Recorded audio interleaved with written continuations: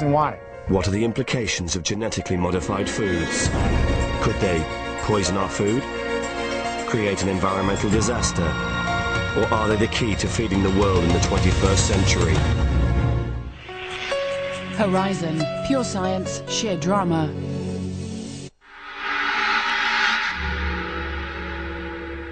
Going back to check on things, now on BBC Two Wales, it's the Troubleshooter.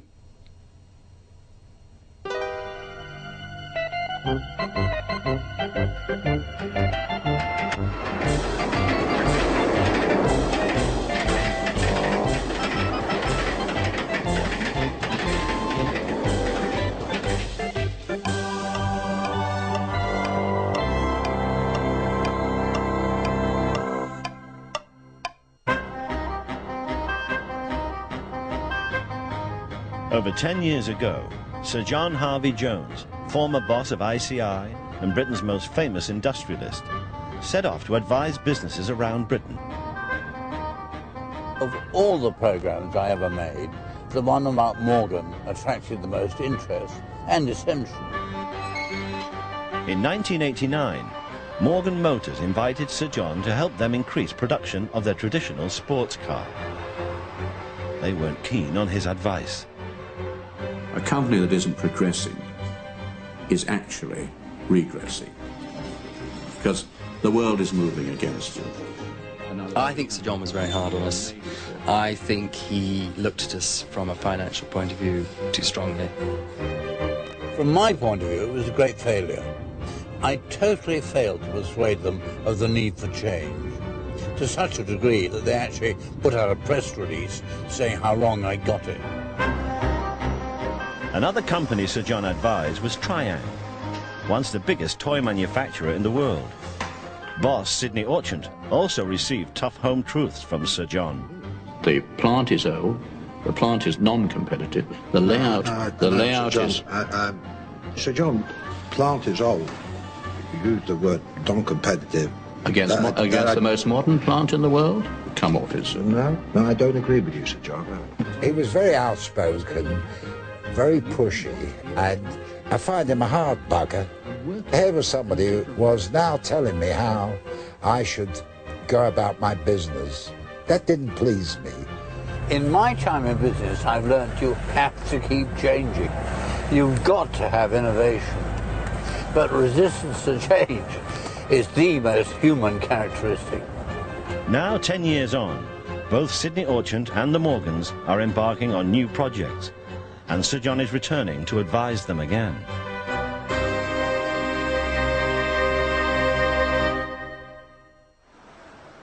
Before he goes to Morgan, Sir John is in London to find out about toy manufacturer Sidney Orchant. I can barely believe that I'm off to see Sidney again. I mean, leaving aside my great age, he must be over 70 by now. And he's in an area of business where more people fail probably than any other area of business in the world. That's a lot of toy for that money. But what you haven't seen... Sidney Orchant is at the International Toy Fair in London, trying to sell a new range of toys. And that should have a retail of around about $14.99. Well, one of Sidney's great weaknesses has always been that he's not terribly good at listening, and he hates advice. What I dread about Sir John, he's going to tell me I'm making a mess of it and I'm doing it wrong. When Sir John first visited him 12 years ago at Triang Toys, everything seemed wrong. Sir John had turned ICI into a £1 billion company, and Sidney asked him for his advice. His first stop was the factory floor. Well, this is a controlled chaos or uncontrolled chaos, isn't it?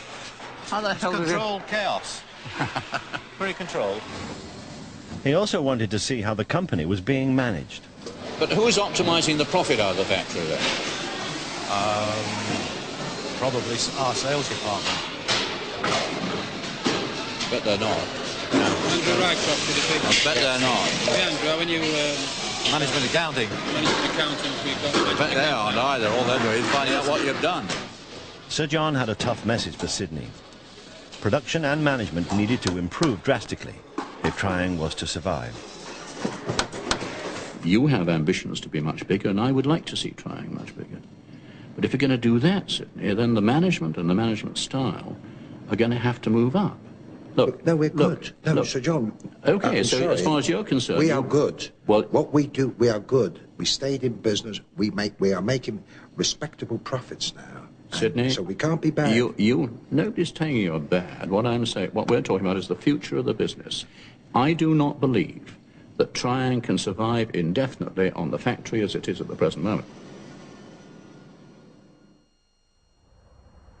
But it was too late. Triang couldn't change fast enough. It was sold to a French company and the factory was demolished.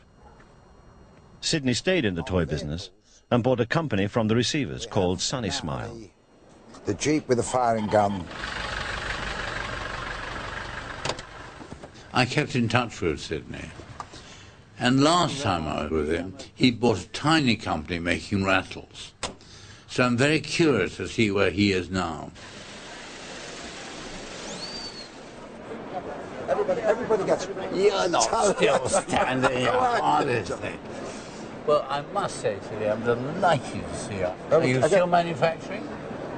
Oh, we'll go into that in a moment, but I think you're going to be a little bit upset when I tell you the whole story. You'll be pleased on one side and a little bit upset on the other. I'm just delighted to see you still in business. That's a great thing. But that's a miracle. That's not a great thing. It's a miracle. So, in 1993, Action Man re-entered the market. Sidney seized the opportunity to offer his own cheaper range Strike Force using old toy molds. It turned Sunny Smile into a £5 million business. 30 or 40 years ago, I made these products. The tank, in fact, they are the original molds, refurbished. Not. Oh, they are. They are. But what proportion of your toys do you make in the UK still? This year, it's going to drop to 10%. We have now showroom offices in Hong Kong, and we have an interest in the factory in China. And if you talk about £1 an hour, and my factory pays well against hair of similar type of labour, time you put the add-ons, national health, it's £5 an hour. Yeah. I know you don't like what I'm saying, Sir John, because I know you are very, very home-minded and very proud of British manufacturers. Sidney, I'm distressed you can't manufacture here. And the fact that the wages are low still doesn't mean that you will survive in the long haul unless you get management who really can drive the productivity up to the best. As always, Lady Luck smiles on Sidney. He's made old toy molds go a long, long way. But at some point, he's going to have to come up with something new. We only manufacture boys' toys, which means we're missing 50% of the world's children. So I've committed this company for year 2000 to a big expenditure on a girl's concept. And there'll be about, probably kick off with about 30 products. So a girl's concept is not just bringing an item out. I will be quite frightened myself of trying to develop a whole girls' range on the basis even of 30 years' experience of boy. The investment for this size company is big, big. But if I'm wrong, I'm wrong, and it will not set the company back. It'll set you back. Well, that's another story. But it will. You would hate not to be right. I won't be wrong. You are one of the only men I know who believes that he knows what girls want. You're being funny. You've got to be joking. I've got 2 girls. Sir John advises Sidney to start slowly with his girls' toys. The bit where really my goosebumps came out and I'm really pretty terrified is when Sidney started talking about the new concept and girls' toys. I can't believe that Sidney has the imagination or the sensitivity to launch an entirely new concept in girls' toys. So I have a nasty feeling there may be tears ahead. But I'm sure I'm going to prove him wrong this time. I'm going to prove him wrong, and I'm really going to enjoy, what do they say, rubbing his nose in it?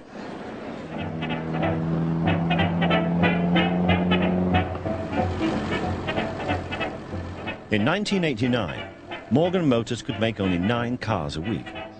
This meant that new customers found themselves joining an 11-year waiting list. At the Morgan factory in Malvern, Sir John met the sales manager, Derek Day. Well, man, nice to see you. Yes, please, me too.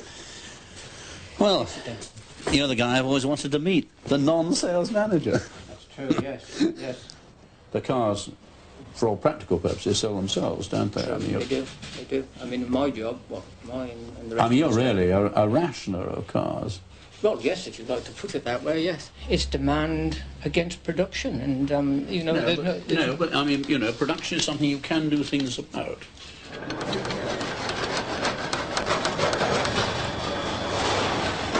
OK, now, walk me through a car. I'd like to actually follow, if I were a car, where I'd go. Yeah. Sir John was shocked by Morgan's outdated production line. The layout of the factory is actually historic. I'd assumed. This factory was started in 1919. Yeah. The layout's absolutely unbelievable. And no wonder they have to start by putting the wheels on, because the car chassis is pushed up and down this hill for every additional step to be carried out. That's all money, all time, and all wasted expense. For a car to spend 3 months in manufacture in this factory, with all the attendant costs, seems to me to be absolutely crazy. I accept the need to hand-build the car, but they don't even like to use power tools. I cannot see that a Morgan owner is going to be fussed whether people use hand snips or power snips.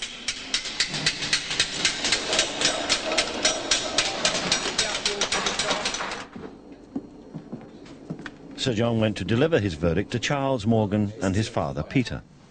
I have never been anywhere where there is such total conservatism with the little c. There's such fear that changing anything, anywhere, is going to destroy the magic.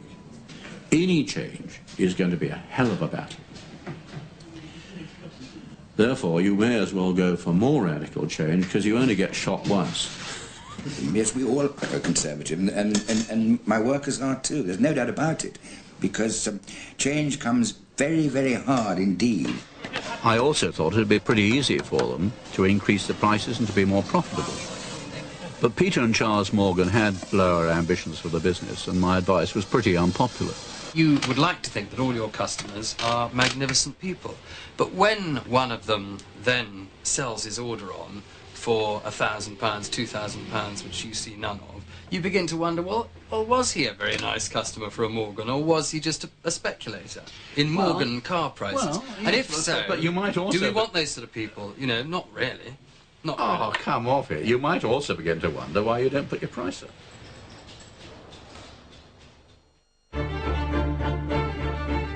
I've kept in touch with most of the companies I visited. However, the Morgans were so angry with what I'd said that it'd take them 10 years to have me back. So I wait with great interest to find out what has happened, if anything.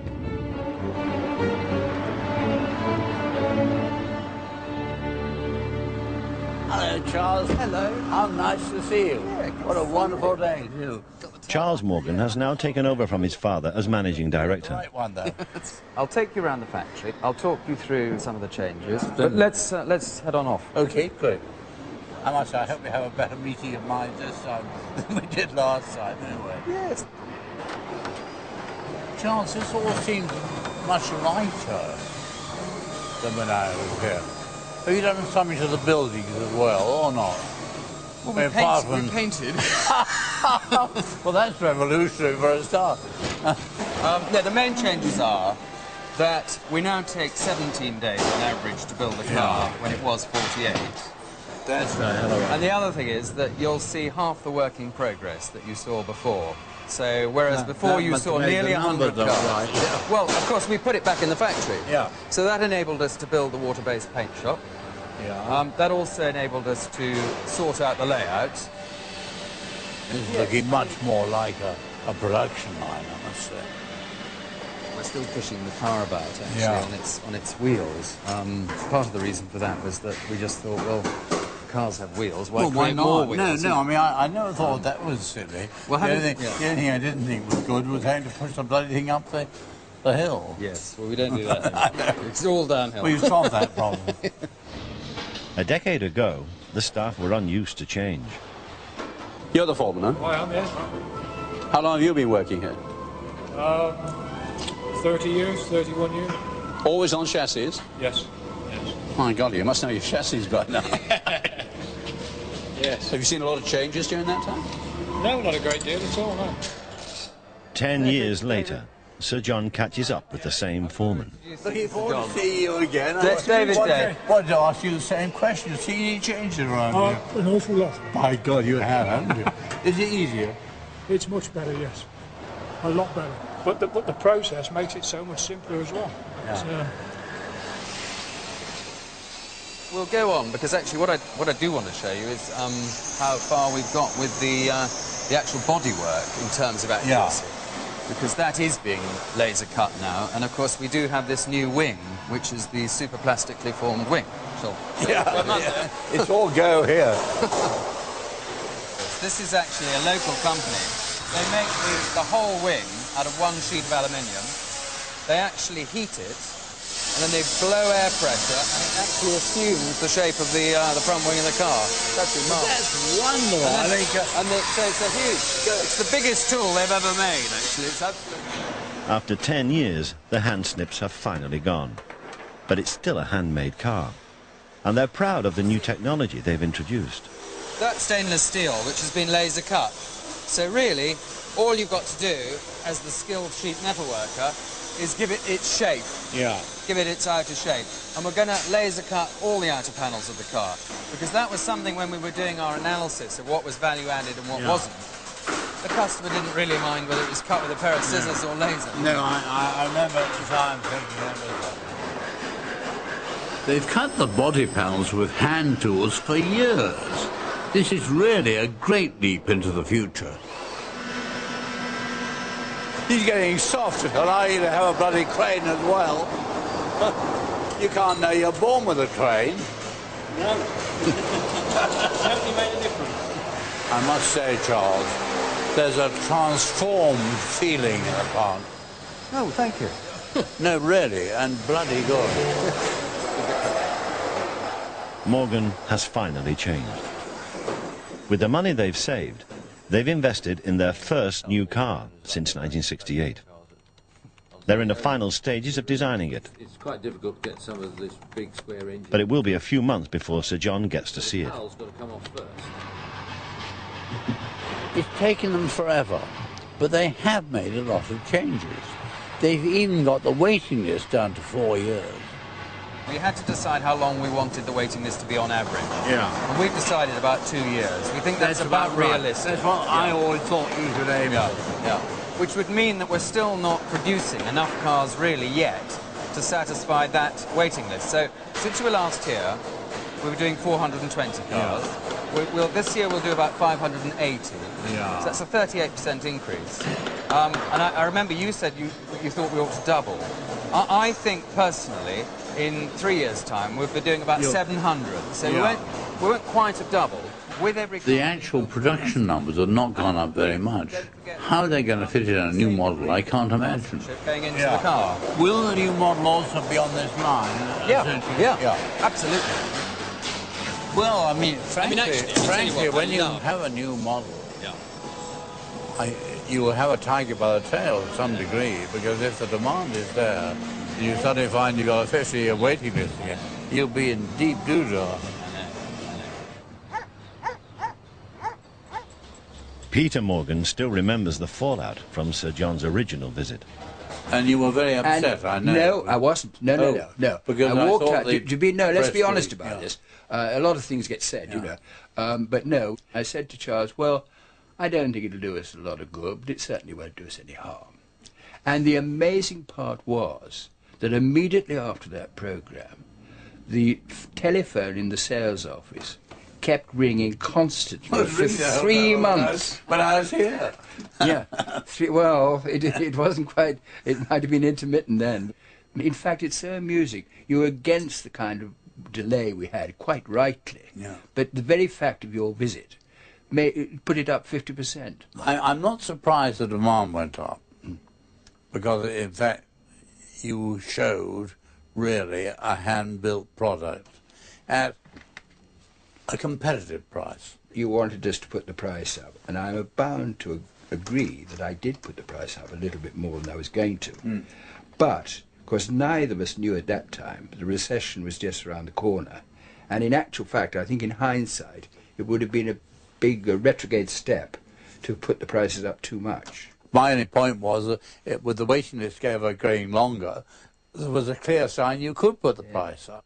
What I felt I had failed to get across to you both was the necessity to make changes, not in the design of the car, but in the actual manufacturing technology of the car. You didn't really believe that we could make gradual changes, and that it would be better, in fact, to actually make one big change and make it in a big bang. And in fact, we didn't do that, and we didn't do that for one reason, really, was it seemed to us like a high-risk strategy. But I do believe that one thing I was right, if you hadn't made changes, you would not all be here today. I do think, if you had stayed where you were, inevitably the tide would have overtaken you. I think your new model is brilliant timing. Might have been even better if it was 2 years ago, but okay. Oh no, it has a ring about it, the millennium. But I still wonder, Peter, how on earth you're going to cope when you have an entirely new model hitting you? I'd have no objection if Charles made it more labour-intensive. I know that seems odd now, but I think a few more people in the right place could probably give us quite a few more cars. Charles, I do have to ask you, when you're nearer unveiling time, can I come and have a look at the new car? Of course you can. I'm not sure they realise that if the new car is a success, it can't be handled by just a few more people. He's, I'm sure, right to introduce a new model, but the whole factory is very constrained. On their own stage, so they can probably only produce 3 or 4 extra cars a week. I can't believe that you can launch a new car with that sort of production capacity behind you. Sir John will be back to see the new car.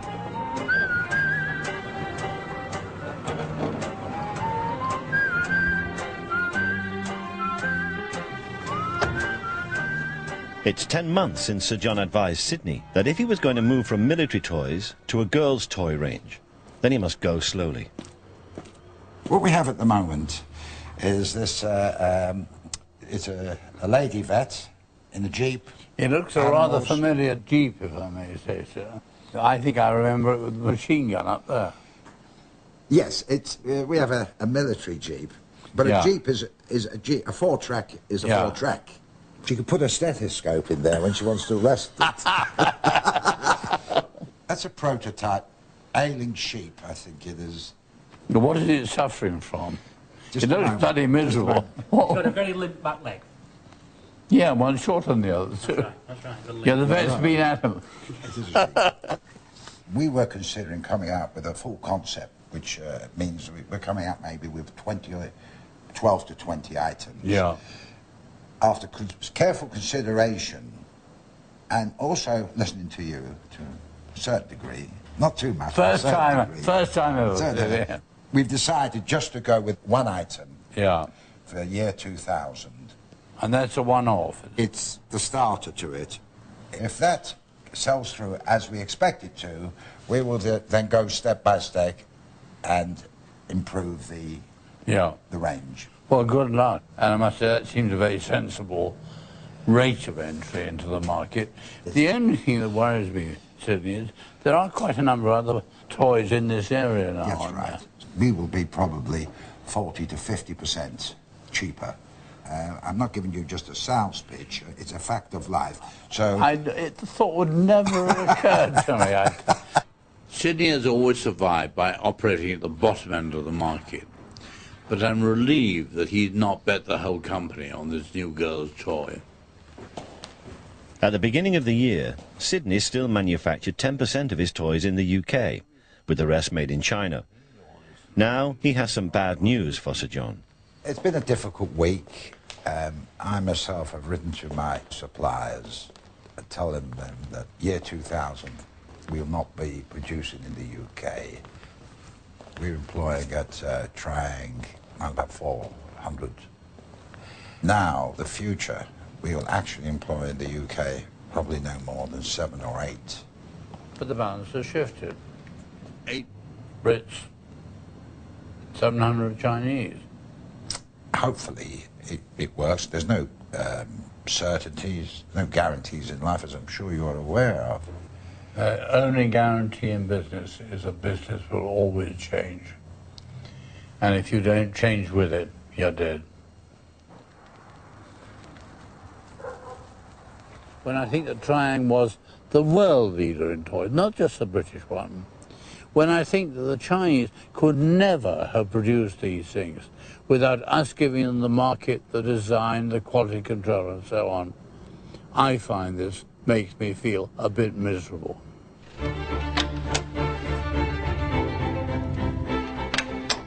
It's 2 months since Sir John visited the Morgan factory, and Charles has invited him to a sneak preview of their new model. Well, talk about top secret. I'm driving through this lovely countryside to a remote location where all will be revealed. The new Morgan will still be hand-built with a wood frame, but it will have an aluminium body and a 4.5-litre engine, designed to make it lighter and faster. It won't be revealed to the public for 3 months, so Charles has insisted on a secret rendezvous in the Welsh Hills. Morning, Charles. Sit, mate, sit. Morning, how are you? I see you're well equipped with the appropriate animal. Yes. Now, come on, Charles, where is this? It's killing me. All I see is an empty trailer, and much so I have... I've been trying to imagine how he has succeeded in making a modern-looking car, which still is a classical Morgan. Unusual in a way. Most people do it sometime before. Oh, that's brilliant. Oh, that's great. Very, very clever, Charles. And, as you rightly said, you can still see it as a Morgan. But it's very definitely a different generation. It is a different generation, I think.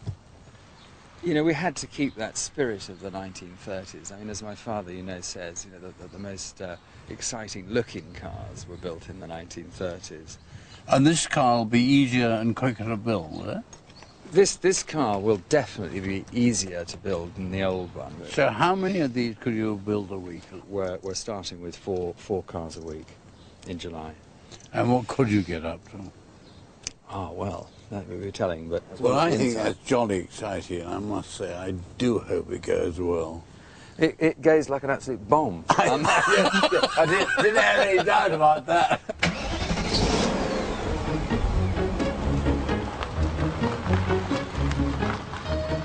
I would not have believed that Morgan had the will or the ability to change as completely as they have. But in a way, Morgan is an example of the whole of Britain. If we do not change faster than others, we're going to be out of business. It is change or die.